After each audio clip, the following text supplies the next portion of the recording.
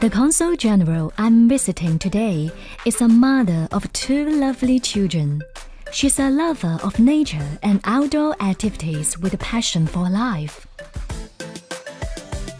Coming from the South Pacific Ocean, she devotes herself to international affairs in the Northern Hemisphere. She is Miss Rebecca Mawson, New Zealand's Consul General in Guangzhou.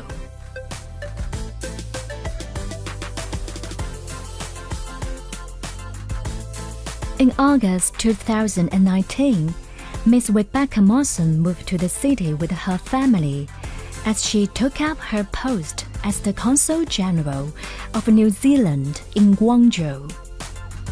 Miss Rebecca Mawson is a Consul General of rich experience. Before moving to Guangzhou, she served as Economic Counselor of the New Zealand Embassy in Beijing. Guangzhou and Auckland are sister cities. She feels at home in the mild and moist climate of Guangzhou.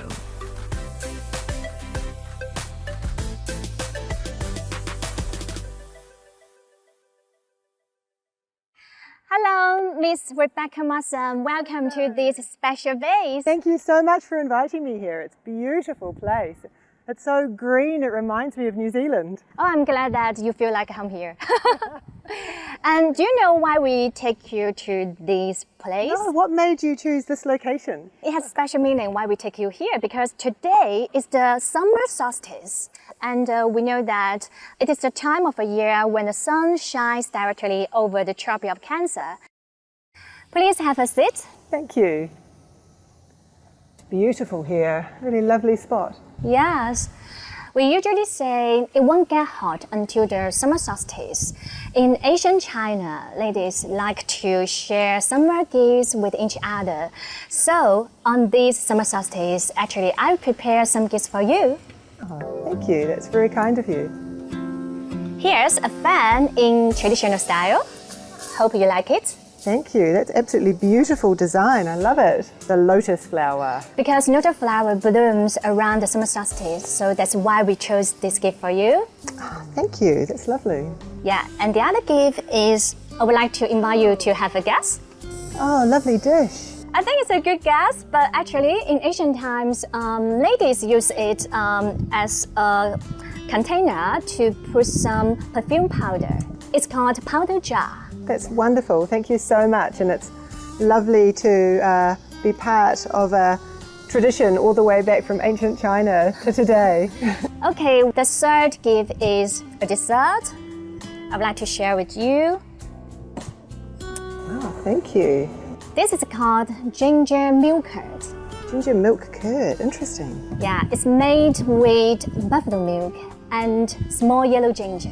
Did you say it's made with buffalo milk? Yes, and buffalo milk is a Shawan specialty. The buffalo are fed on local sugar canes, so it's believed that it tastes sweeter and creamier. And locals like to make desserts and dairy products with this milk. And you could enjoy the dessert. Ah, thank you. How do you like it? It's delicious. I really love it. It's got such a nice ginger flavour to it, but it's a lovely texture as well. As we know that New Zealand produces one of the best quality milk, so I really want to hear your comments on it. So New Zealand dairy comes from free-range cows, and you can really tell the quality of the milk in the products that people consume here. And there's quite a wide range of products. So we have ice cream, butter, cheese, all sorts of different products. Infant milk formula is very popular in China because it has such a strong reputation for safety. I think we share something in common, because I think Chinese people also put emphasis on the quality of this milk. So could you tell the difference from the milk in New Zealand? I wonder. How does it taste? Similar to New Zealand, it's very full flavoured, but it has such a strong ginger taste that it's very hard for me to just compare the milk. But my first time trying this particular dish, and I really enjoy it. Thank you for introducing me to it. I'm glad you like it. And actually, you could enjoy this dessert. And I would like to share the story behind this ginger milk curd. In ancient China, there was a lady in Shawan of Guangzhou. She took care of her mother-in-law who had a chronic cough. Because Chinese people believe that ginger juice can be used to treat cough. And to enhance the taste and nutrition, this lady added boiled buffalo milk in it. And after the milk was cooled and curdled, it tasted nice and luscious. Thanks to her special recipe, her mother-in-law gradually recovered. Thank you so much for that story. That's so interesting to hear about the history of the dessert. What's also really interesting to me is how much family is such an important part of that story. And again, that's another similarity between New Zealand and China. In the indigenous people of New Zealand, the Māori people, whānau or family is an incredibly important part of their culture. And another important part of their culture, similar to China, is using natural ingredients for healing purposes. So one very, very well-known example from New Zealand is Manuka honey. That's famous around the world for its healing properties. So as a child, my mother would put some Manuka honey into some hot water and add some ginger as well, and that's a really common remedy for coughs and colds in New Zealand. Speaking of which, I suffer from stomachache from time to time due to my busy work schedule. So my friends recommended Manuka honey to me. Actually, the story I just shared is in line with regimen guidelines in traditional Chinese medicine. Ginger dispels cold, so it comes in time to balance our body's inner needs in summer solstice, the hottest time of the year, when we lose our internal heat and got a cold stomach after drinking a lot of cold water when sweating. Well, that's really interesting. And you know, while I've been living in China, one of the things that I've discovered is that so much of Chinese cuisine is about ensuring balance and harmony in the way the ingredients are used and put together. That's right. Integration and balance could reach great harmony. To make ginger milk curd, we need to blend spicy ginger juice with sweet milk. It is indeed a philosophical process, as what is recorded in the ancient Chinese philosophical classic Zhou Yi, In Pursuit of Coexistence and Great Harmony. We call it 保合太和 in Chinese. 保合太和. Yeah, 保合太和. Perfect pronunciations. It means only by staying true to ourselves can we seek integration and development with others to reach the optimal state of harmonious coexistence. What an interesting philosophical idea. Thank you for sharing it. This year is a really exciting year for the consulate because it marks the 50th year of our diplomatic relations between New Zealand and China. I think there was some agreement about the free trade between New Zealand and China. So our FTA, free trade agreement between New Zealand and China, was signed back in 2008, 14 years ago. We were the first developed nation to sign it, and it's been very successful and really built a solid platform for trade and economic cooperation between our two countries. As you mentioned just now, so are there any special celebrations at this special point? We do have a few things in plan. The first wave of Chinese settlers to New Zealand came in the 19th centuries, and in fact the first wave was from Guangdong province, and the Cantonese community in New Zealand is a very important part of our communities. And what we're looking forward to doing this year is really building on the legacy of those early people connections with our young people who are travelling between New Zealand and China for education and for tourism and for continued family connections.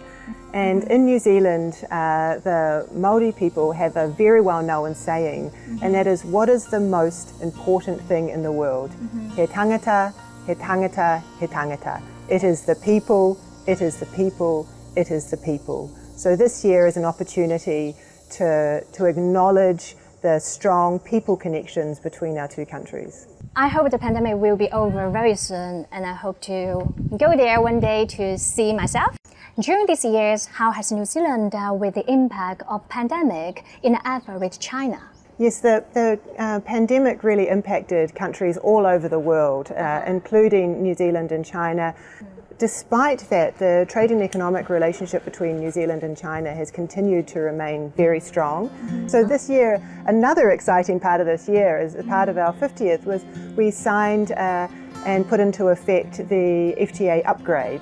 But what the FTA upgrade does is take a look at that agreement and make sure that it's modern and fit for purpose for the modern business environment. So it adds areas around e-commerce and competition policy, and also adds in some more areas around trade facilitation and removing some of that red tape at the border and easing costs for importing and exporting businesses. So we're really excited to have put that upgrade into place this year. In the new era of the Internet of Things, China's e-commerce grows the fastest in the world. I love overseas online shopping, and I just received the New Zealand Manuka honey a few days ago. It took only 1 week for the customs clearance, much faster than before. Is there any number to indicate the train volume, like between Guangdong and New Zealand? The trade between Guangdong and New Zealand accounts for 14% of New Zealand's overall trade with China, so it's a really important part of our trading relationship. And in fact, while I've been posted in Guangzhou, I've seen an increasing number of New Zealand businesses invest in Guangdong province as an important location because there's such a large and growing consumer market here for New Zealand products. They're very popular here, and so we're doing what we can to meet that demand. Hope in the future we could have more connections between both countries. I have some friends living in New Zealand and studying in New Zealand. I would love to go to New Zealand to travel around because I heard that the scenery there is very beautiful.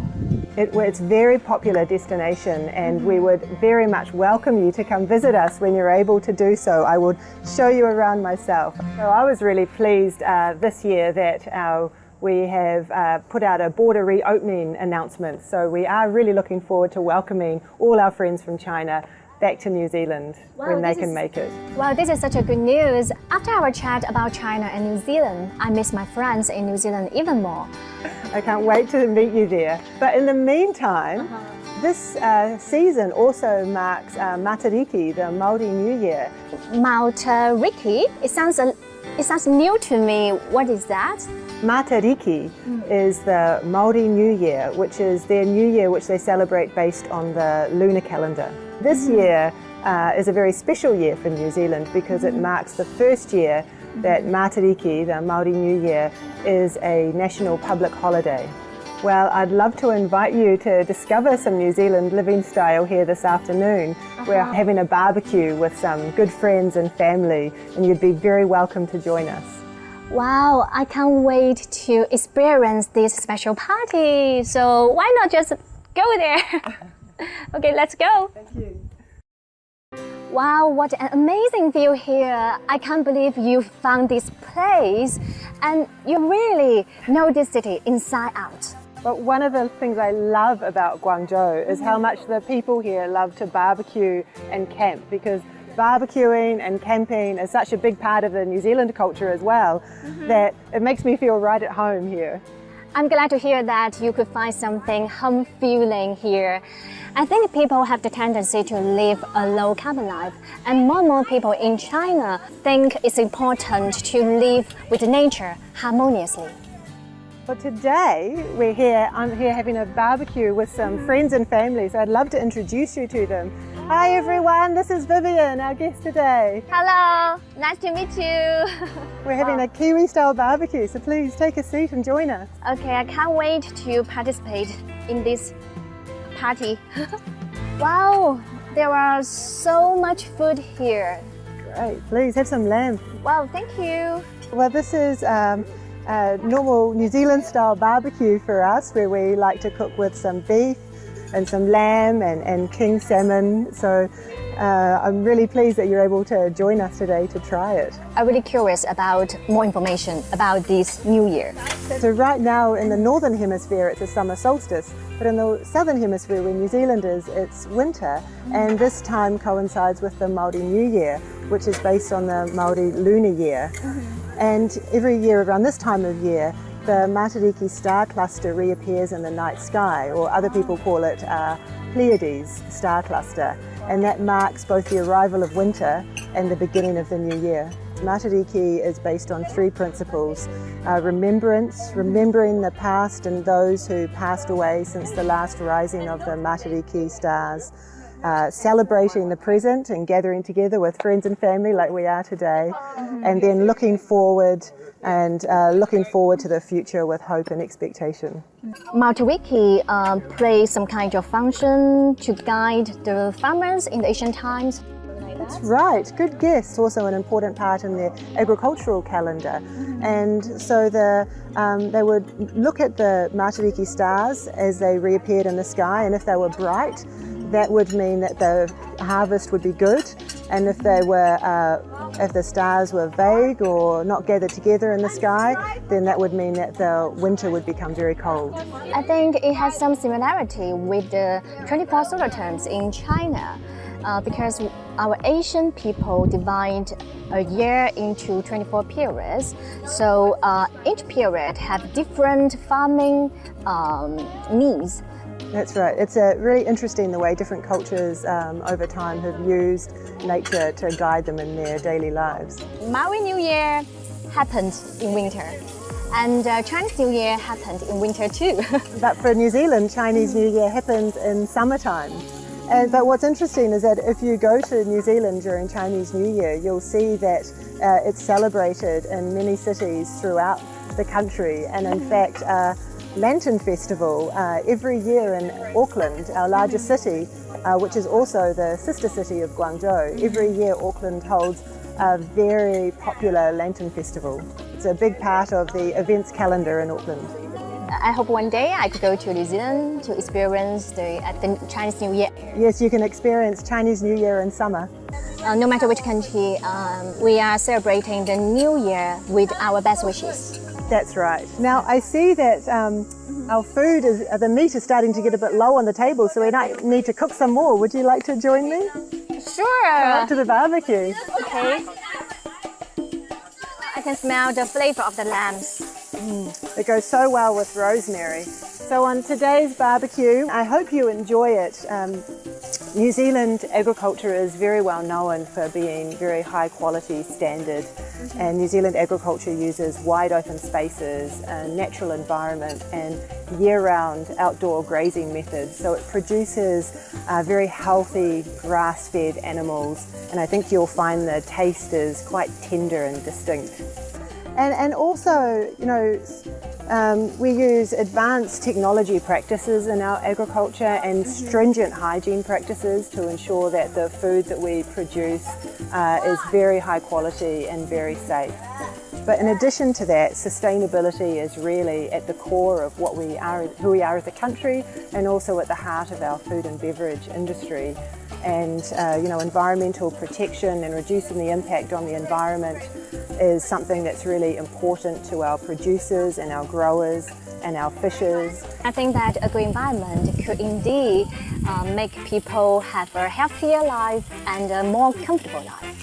That's right, and we are also working very closely with China on environmental cooperation activities. In addition to that, we've also cooperated around having technical exchanges on emissions trading schemes and working together in areas like water pollution and soil pollution as well. So there's a lot that we can do together as countries, because this is a global issue and we need to work together. Yeah, I hope that by holding hands together, we could make a better world. Hi Mom, can I have some meat? Yes, of course. Yeah, let me grab you some. Here's your son. This is my son Phineas. Oh, what's your Chinese name? Pepper. You speak very good Chinese. Thank you. I know your son is learning Chinese, so I've brought him a copy of Journey to the West, one of the 4 classic novels of Chinese literature. It's a comic version, I think. There is a chapter about a mythical character called Star-Nor of the Pleiades, which is related to the Pleiades star cluster of Matariki. With his unique skills, the character helped the protagonist Tim overcome their difficulties on a pilgrimage for Buddhist scriptures. So I hope you will enjoy reading this book. Thank you. So Phineas, well, in return, would you like to give Vivian a gift by reciting the poem that you just learnt at school today? Sir， 小时纵扬万里，泉眼无声惜细流。